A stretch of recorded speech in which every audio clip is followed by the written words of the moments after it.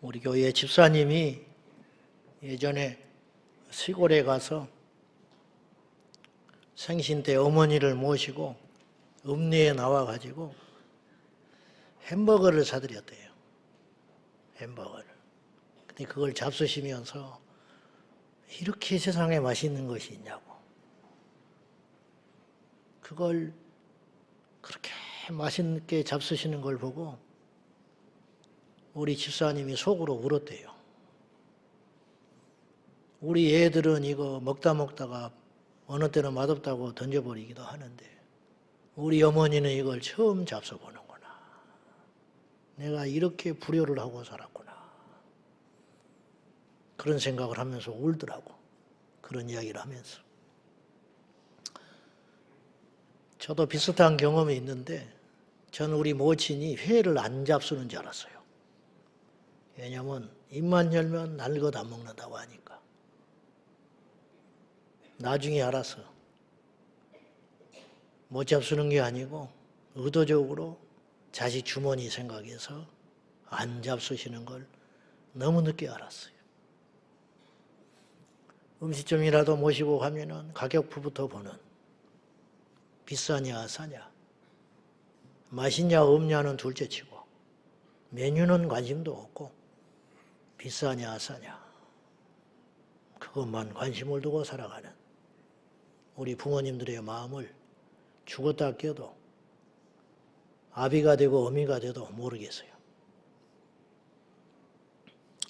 이제 조금 인생에 철이 들어서 돌아보니까 안 계셔.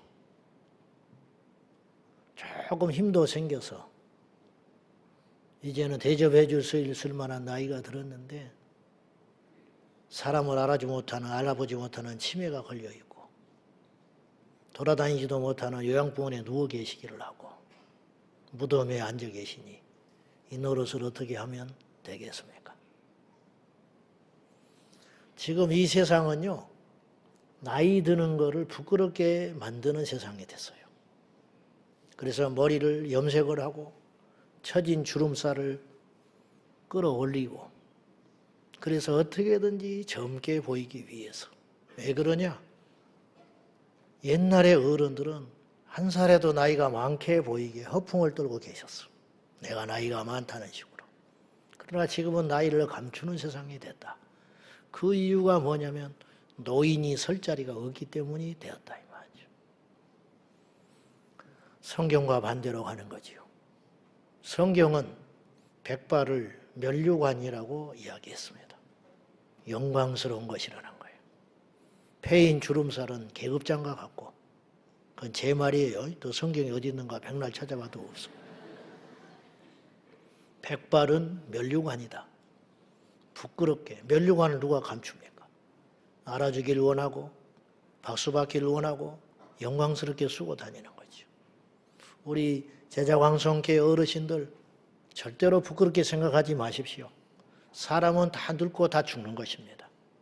절대로 그런 생각하지 마시고 감추지 마시고 당당하게 어깨 펴시고 교회에 오셔서 큰소리 치시고 교회에 오셔서 한 자리씩 턱턱 앉아 계시고 말 안 듣고 건방지고 싸가지 없는 것들 만나면은 혼내시고 저한테 일르십시오.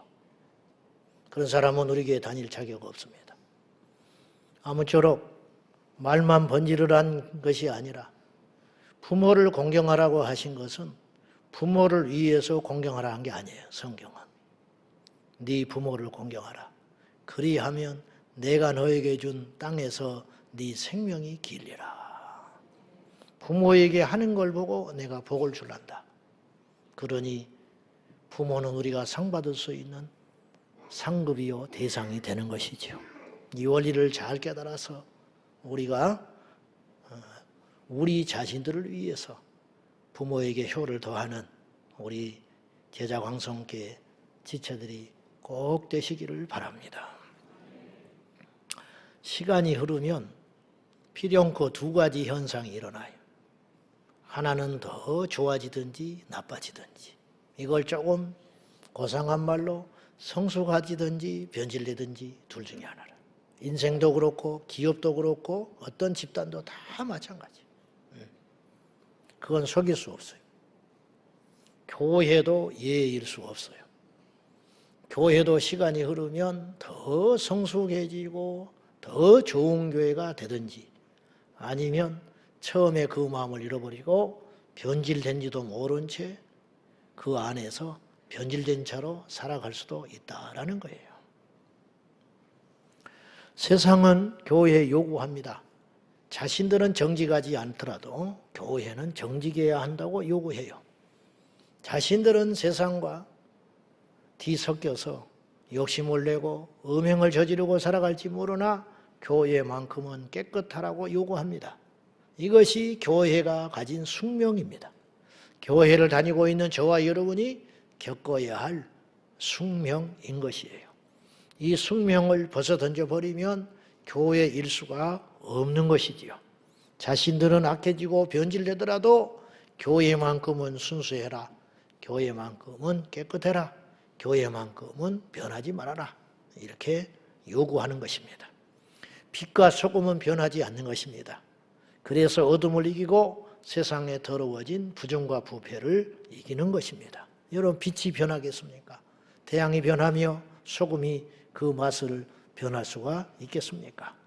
우리 주님께서 요구하신 것 같이 세상도 우리 교회를 향하여 빛이 되라, 소금이 되라 요구하고 있는 것입니다. 그러면 어떻게 하면 그 교회의 본질을 지켜갈 수가 있느냐?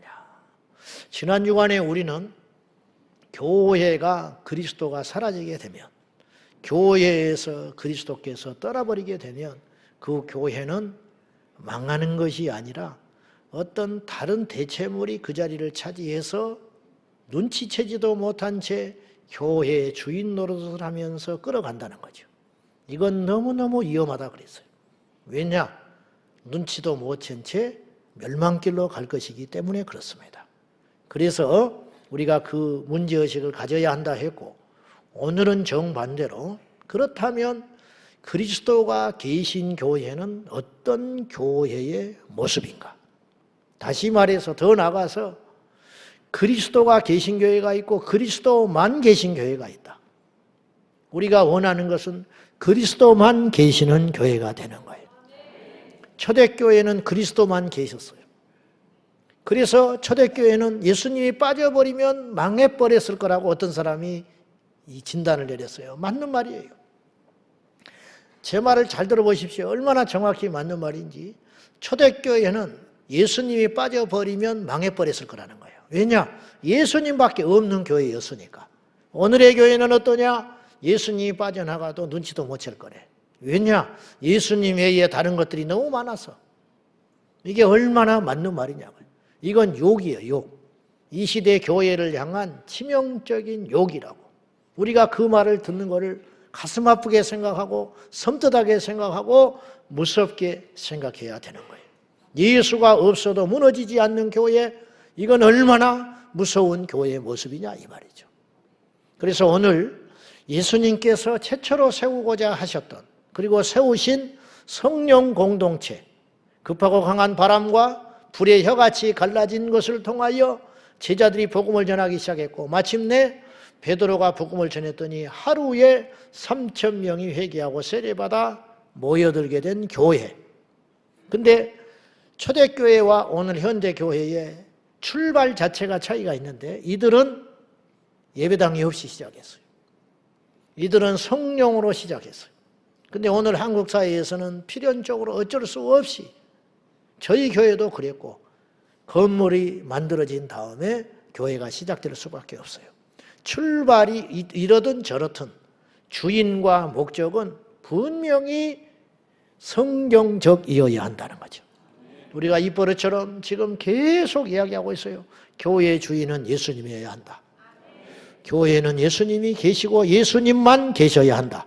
그러면 예수님만 계신 교회는 어떤 교회의 모습이냐? 그 원형을 오늘 본문 초대교회에서 찾아볼 수 있다는 거죠. 첫 번째로 예수님만 주인 되셨던 가장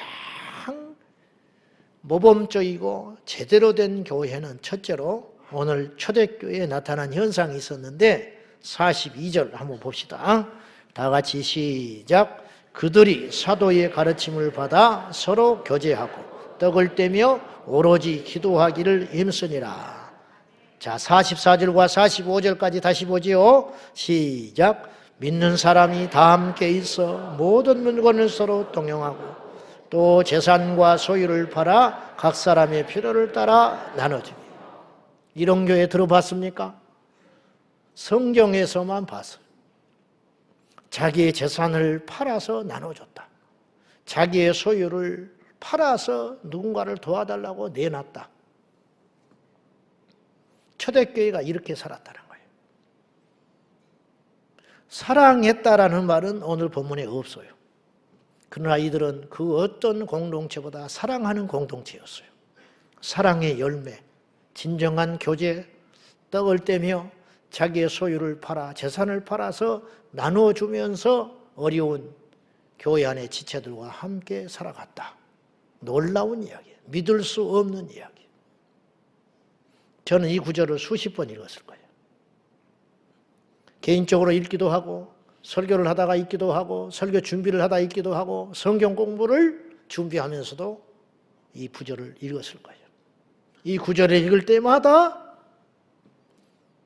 다른 것은 좀 따라가 볼 수 있을 것 같아. 그것도 어려운 일이지만 기도하는 거. 그래, 기도하자. 그러면 기도할 수 있어요. 기적과 표적도 이때만큼은 아니지만 병든 사람도 낫기도 하고 우울증이 치료되기도 하고 공황장애를 극복하기도 하고 암이 낫기도 하고 그런 일이 종종 일어나기도 하니까 기적과 표적이 아주 없다고도 할 수 없어요. 날마다 모일 수도 있어요. 새벽에 모이기도 하고 음식을 같이 나눠 먹기도 할 수 있어요. 그러나 이 본문에서 정말 어려운 게 있어요. 그건 뭐냐? 어떻게 이룰 수 있을까? 모든 물건을 서로 같이 사용했다. 그리고 내 재산과 소유를 팔아서 집을 팔고 땅을 팔고 재산을 정리해가지고 교회 안에 어려운 이웃들과 나누어 가졌다. 이럴 수가 있는가? 이럴 수가 있는가? 이 세상 사람들이 아닌 것 같아. 그럼 그들이 믿는 하나님과 우리가 지금 믿고 있는 하나님은 다른가? 입만 살아가지고 주여 주여 사랑 사랑 이 차이가 어디가 있냐 이 말이죠. 교회 안에서 형제 자매된 우리 교제의 관계는 세상과는 분명히 차이가 있어야 하고 있습니다. 자, 예수님 말씀하시기를 천국에는 시집가고 장가가는 것이 없다. 그러니까 가족 공동체가 근본적으로 달라지게 된다는 거예요. 천국 가면 집사 목사도 없어요. 우리 혈연 이 땅에서 맺고 있는 관계도 다 없다. 그러면 천국에는 뭐가 있느냐? 형제 자매만 있다. 그러면 천국에 가서 우리가 형제 자매라고 부르는 그 대상들은 누구냐 이 말이죠. 구원받은 하나님의 자녀들 아니요. 우리 지금 예수 안에서 제자광성교회를 이루고 있는 교회 공동체의 식구들, 교회 안의 식구들을 천국 가면 만나서 형제 자매라고 부르면서 영원히 살 것이다 이 말이에요. 근데 이제 그 말씀이 100% 맞는 말씀이니까. 근데 이제 이런 걱정 아닌 걱정이 있는 게 있어요. 그건 뭐냐? 한 교회 공동체 안에도 좀 떡더름한 관계가 있단 말이에요. 말은 안 하지만 왠지 서먹거리고 왠지 가까이 하기 좀 그렇고 그냥 의례적인 인사만 하고 가는 교회를 그렇게 오랫동안 같이 다녔지만은 그럴 수 있잖아요. 나는 걱정이 천국 가서 만나면 어떡할까? 이제 천국 가서도 그런 감정이 있을까? 100% 없죠. 죄성이 사라질 테니까. 이 세상의 것들이 다 잊혀지게 될 것이니까. 그건 없겠지. 근데 왜 천국에 가서는 그걸 대걸로 우리가 의심하지 않는데 이 땅의 교회 공동체 안에서는 이게 이렇게 어렵게 단정하고 살아가는가? 정말 이거는 이상적인 이야기고 그냥 그랬으면 좋겠지만 안 돼도 할 수 없는 것인가? 그건 너무 우리에게 성경적이지 않는 삶은 아닌가. 미리 포기하고 있는 건 아닌가 하는 것이죠. 우리가 예수 믿고 사랑한다, 어쩐다 하는 것을 알게 됐을 때 정말 그렇게 할 수 있는 원동력과 힘은 어디서 오는 것인가? 그거는 그리스도 안에 있을 때, 예수 안에 있을 때, 교회 안에가 아니라 예수 안에 있을 때 그것이 가능한데 성경은 이렇게 이야기합니다. 고린도후서 5장 16절과 17절이에요. 우리 한번 같이 읽읍시다. 시작. 그러므로 우리가 이제부터는 육신을 따라 알지 아니하는, 비록 우리가 그리스도 육신을 따라 알았으나 이제부터는 알지 아니하노라. 그런즉 누구든지 그리스도 안에 있으면 새로운 피조물이라. 이전 것은 지나갔으니 되었도다. 여기서 반복되는 단어가 있는데 이제부터는 이 시점에서부터 내가 두 가지를 할란다. 첫째, 그리스도 예수를 다른 시각으로 바라볼란다. 그 전까지는, 이제부터가 아니고 그 전까지는 나는 예수님을 육신에 따라 알았다. 즉 나사렛에서 자란 특별한 인물, 사람으로 보았다. 그러나 내가 이제부터 예수 안에 들어오니 예수님은 나의 주인이 되었고 예수님은 그리스도 나의 구원자가 되셨고 예수님은 하나님의 아들로서 지금도 살아계시는 분이다. 내가 이렇게 보게 됐다. 두 번째는 예수님만 그렇게 본 게 아니라 그리스도 예수 안에서 다른 사람도 내가 그렇게 보기 시작했다. 이전에까지는 육신으로 봤다는 거예요. 잘났네, 못났네, 부자네, 가난하네, 높네, 낮네, 인간성이 좋네, 나쁘네. 그렇게 보았지만은 이제부터는 그리스도 예수 안에 들어온 이 순간부터는 다른 사람을 그렇게 보지 않게 되었다. 그것이 교회다. 그 교회만이 예수님이 왕이시고 예수님만 계시는 교회의 특징이다. 이것이 사랑하는 교회라는 거예요. 우리 교회 안에 차별이 있다면, 우리 교회 안에 기득권이 있다면, 우리 교회 안에 가진 자와 못 가진 자가 있다면 그건 예수님이 통치하는, 예수님이 주인인 교회가 아니다라는 증거예요.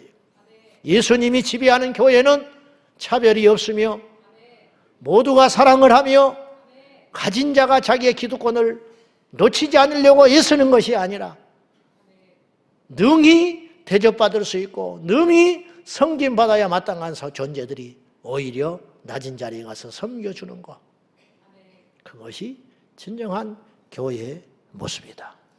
그건 어째서 그것이 가능하냐? 예수님 안에 있을 때만 가능하고 예수님이 지배할 때만이 가능하다. 제가 고린도후서 5장 17절 교회 가서 처음 읽고 암송을 했어요.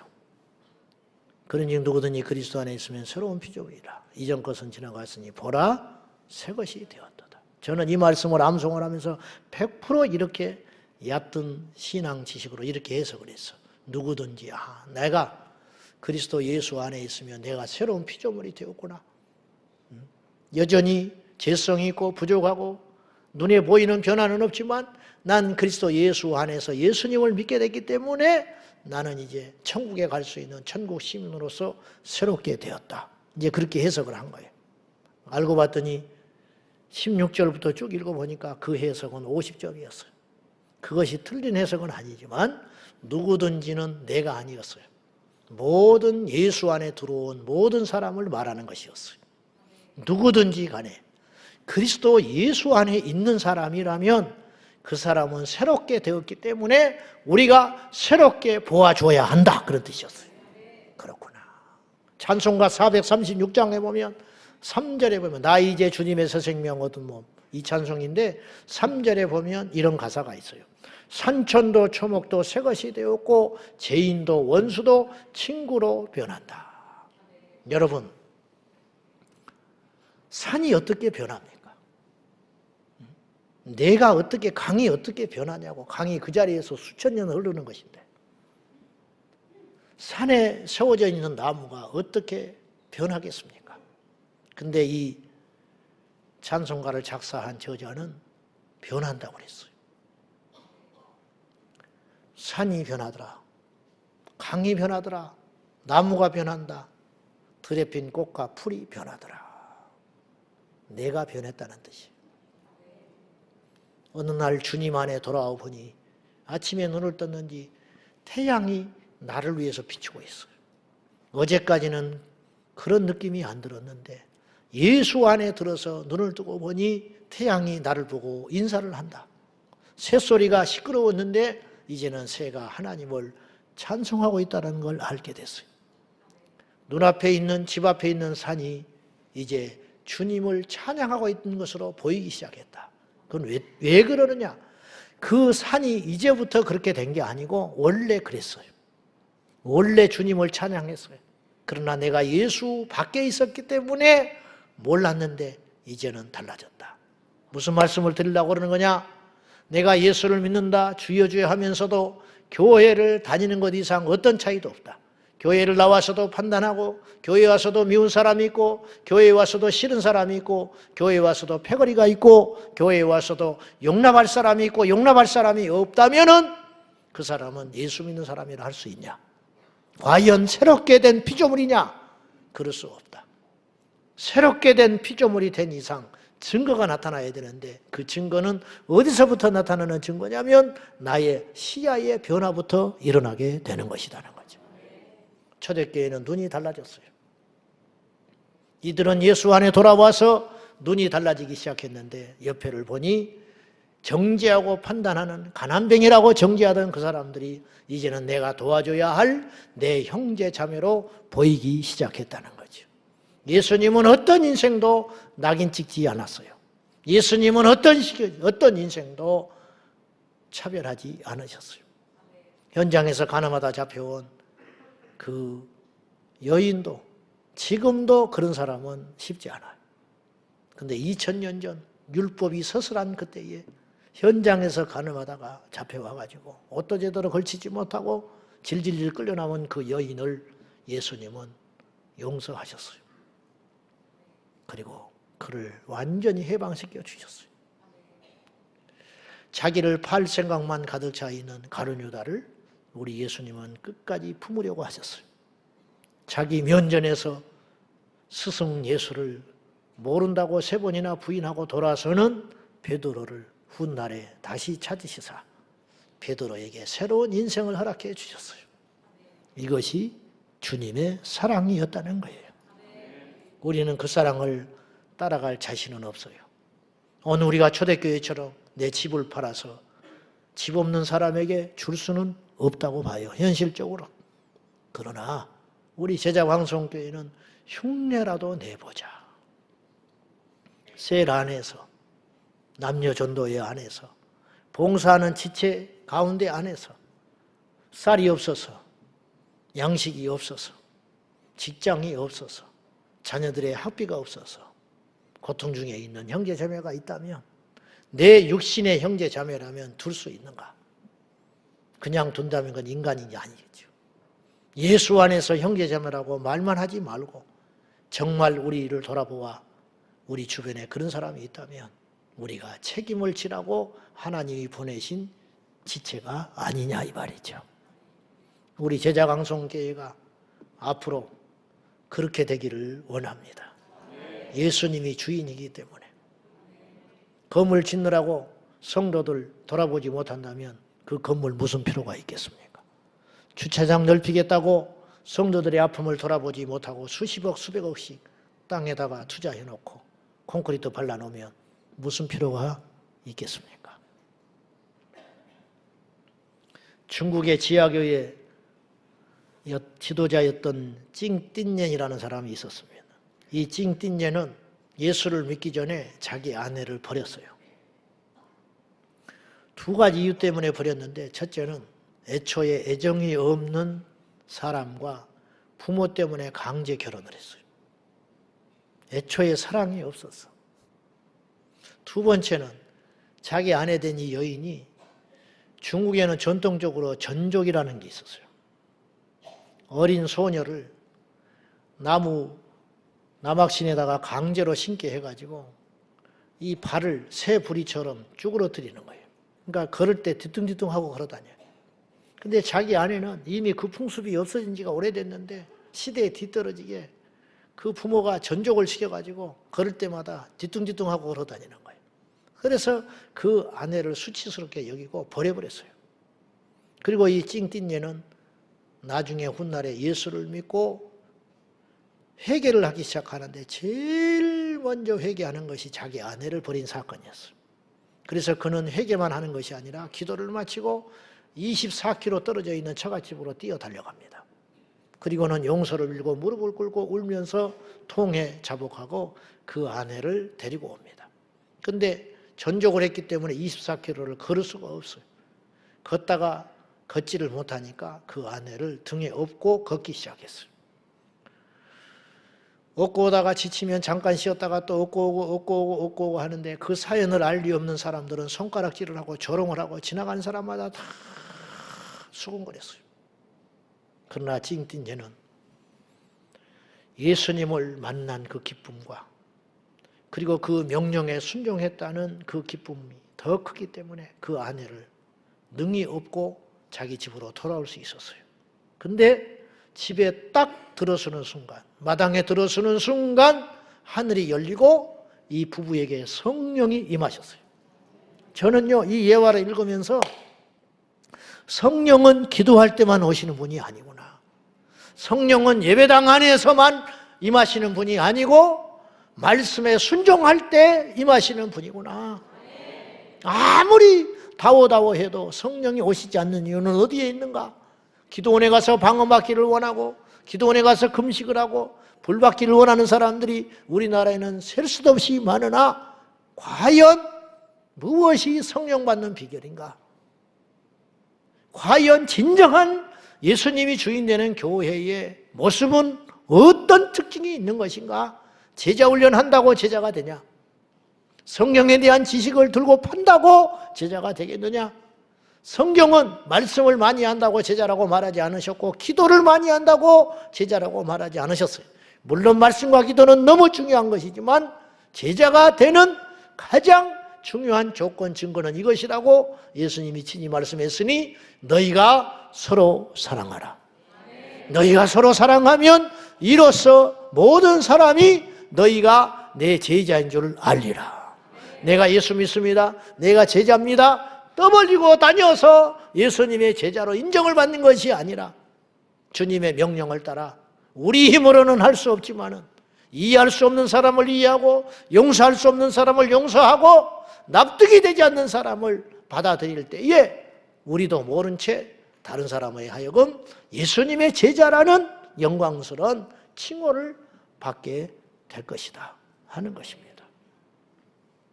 다시 말씀드리지만 우리는 오늘 본문의 내용처럼 살아보기가 버겁지만은 우리가 흉내라도 내보자 이 말이에요.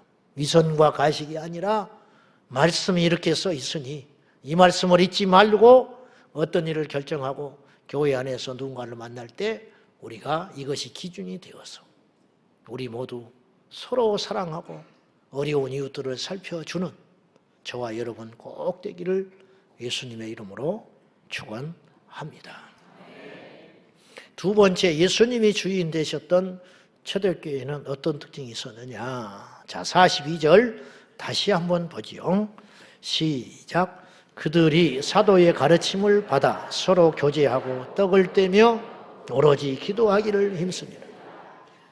이게 원래 첫 번째인데 사도의 가르침을 받아. 다시 말해서 초대교회는 배우는 공동체였다는 거예요. 계속 배웠다는 거예요. 이걸 세번역 성경에 보면 어떻게 표현을 했냐면 사도들의 가르침에 몰두하였다. 그렇게 기록을 했어요. 이들이 사도들로 하여금 구체적으로 3,000명의 제자들이 무엇을 배웠는지는 시시콜콜 나와 있지 않아요. 그러나 42절부터 그 배움이 첫 번째로 있었고 사도들로부터 배운 결과로 다음과 같은 일들이 일어나기 시작했다는 거예요. 서로 사랑하기 시작했고 떡을 떼기 시작했고 부지런히 모였고 기도하였고 하나님을 찬송하였고 이런 모습들이 나타났다는 것은 사도들이 그런 것들을 가르쳤다 그런 뜻이에요. 죄가 무엇인지 의가 무엇인지 크게는 사람들이 몰라서 죄를 짓는 게 있어요. 동성애를 죄라고 생각하지 않아요. 여러분 그걸 죄라고 생각하면 짓겠습니까? 동성애가 죄라고 느껴지면 그 죄를 짓겠냐고. 어떻게든지 숨어서 짓고 안 하려고 하고 애를 쓰고 설령 그 동성애를 했다 할지라도 몸부림을 치면서 빠져나오게 할 거 아니에요. 그런데 오늘날은 동성애를 사회적 현상으로 둔갑을 시켜가지고 취향으로 이야기를 하고 있잖아요. 여러분 살인이 취향입니까? 응? 살인이 취향이냐고. 사기꾼 보이스피싱이 취향이에요? 그 사람은 그냥 원래 전화하기를 좋아하는 사람이야. 나도 그냥 보이스피싱하게 나만 안 하면 돼. 뭐 보이스피싱해서 돈 번 사람도 있대도만 뭐 지금 그런가요? 응? 그건 취향이 아니잖아요. 물론 이렇게 하면 비난을 해요 사람들이. 어찌 동성애를 그렇게 동급으로 생각하냐고. 그러나 성경은 동급 이상이지요. 성경에는 동급 이상이잖아 동성애가. 근친 똑같은 거예요. 몰라서 그렇게 걸어가는 거예요. 알고 빠져나온 사람이 있죠. 종종 예수님 만나가지고 회심하여 그 악습을 수십 년 했던 것을 망가진 몸을 끌고 회심하여 간증하러 다니는 목사님도 계세요. 안 거야.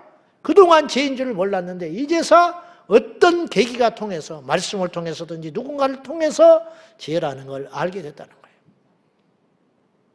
사람은 평생 배우는 존재예요. 제가 최근에 어떤 일이 있었냐면은 제가 뚜렷이 기억은 안 나요.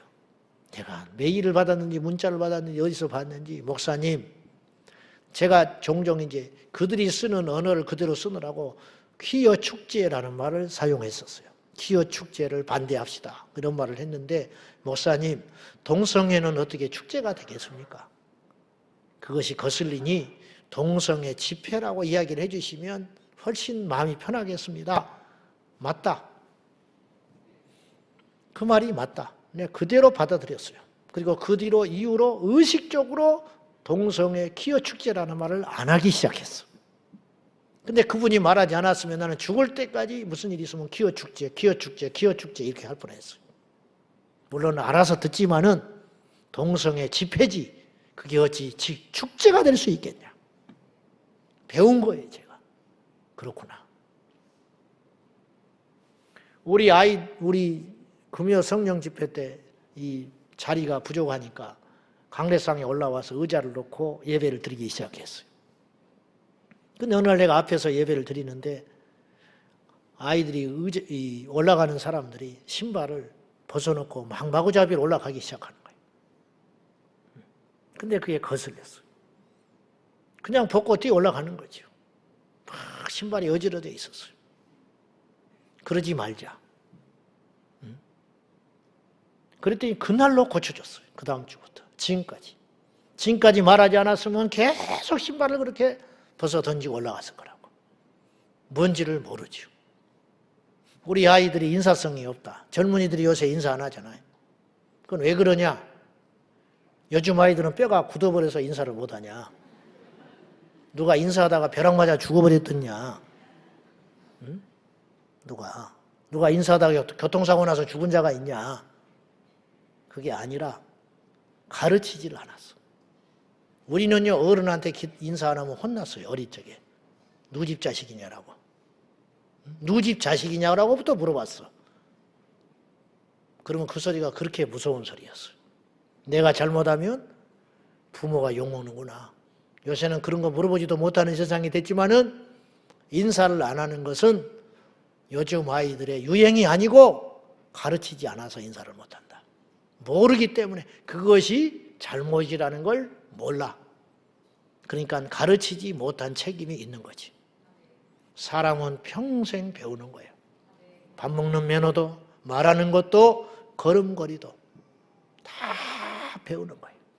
갈라디아서 6장 3절 말씀 시작. 된 줄로 생각하면 스스로 속습니다. 아직 된 게 아니야. 근데 자기가 된 걸로 착각해. 왜냐? 주변에서 그렇게 말을 해주니까. 왜냐? 그 일을 잘하고 있으니까. 왜냐? 나이가 들고 연륜이 있으니까 나는 그거에 대해서는 잘 알고 전문가를 자처하고 더 이상 배울 것이 없다라고 생각하는 순간 세상에 어리석은 바보가 되는 거다. 스스로 속이고 있는 거다. 안 됐잖아요, 아직. 열매가 안 맺혔어. 근데 열매가 맺은 걸로 생각해. 그런 착각, 그건 자기에게 치명적인 큰 인생의 손실로 온다는 거예요. 마귀는 우리를 부추깁니다. 이만하면 됐다. 너 말고 누가 하겠냐? 네가 최고다. 이게 마귀가 부추기는 소리. 그걸로 인하여 그때부터 우리는 남을 판단하고 돌아다녀요. 배우려고 하지 않습니다. 고치려고 하지 않습니다. 더 성장하려고 하지 않고 성장판이 딱 닫혀버리는 거예요. 하나님께서 우리에게 우리 육체를 보존하시고자 20세 전후가 되면 성장판을 딱 닫게 되어 있어요. 나는 16세 닫혀버린 사람이에요. 좀 늦게 닫아졌으면 좋을 뻔했는데. 사람 차이가 있지만 성장판이 육체를 성장을 멈추게 한다 이 말이죠. 성장판은 비록 닫혔으나 우리의 신앙의 성장판, 인격의 성장판, 영적 성장판은 죽는 그 순간까지 닫히지 않아서 날마다 성장하고 배우고 자라나되 어디까지 자라나야 되느냐? 예수님만큼 자라나라. 주 예수께만큼 자라나라고 성경은 우리에게 권면하고 있는 것입니다. 돌아가신 부산 수영로교회 정필도 목사님, 제가 세미나를 갔는데 이분이 얼마나 겸손하게 젊은 우리들에게 이렇게 호소하십니다. 수십 년 전이니까 그 당시 설교, 목사님들 설교 듣는 게 쉽지 않았어요. 요새야 뭐 유튜브니 mp3니 다 다운받아서 봤지만 옛날에는 카세트 테이프밖에 없었어요. 그것도 녹음을 해줘서 테이프가 돌아다녀야지 아니면 방법이 없었어요. 이분이 목회의 대가이시고 큰 존경받는 어른이신가? 어른임에도 불구하고 이분이 우리에게 무슨 말을 했냐? 자기는 요새 젊은 목사님들 설교를 테이프가 늘어지도록 듣는다는 거예요. 테이프가 늘어지도록 워크맨에 넣어가지고 밤낮으로 설교를 듣고 요즘 젊은 목사들한테 배울 게 너무 많다는 거예요. 자기는 설교 이렇게 하지 못하는데 요즘 젊은 목사들이 설교를 너무 잘해서 자기가 귀에 염증이 생길 때까지 듣고 계시다는 거예요. 그거 하나가 얼마나 무서운 말입니까? 얼마나 존경스러운 말이에요. 그분은 그렇게 설교 안 해도 돼요. 더 이상 발전 안 하셔도 돼요. 이제 이룰 만큼 다 이루신 분인데 무엇을 더 노력하신다고 새파란 젊은 목사의 설교를 카세트 테이프를 늘어지도록 두고 계시는가? 저는 거기서 배우려고 하는 열망을 봤어요. 뭔가 되지도 않은 채 된 걸로 스스로 생각하고 절대 그런 우리가 되어서는 안 된다는 거예요.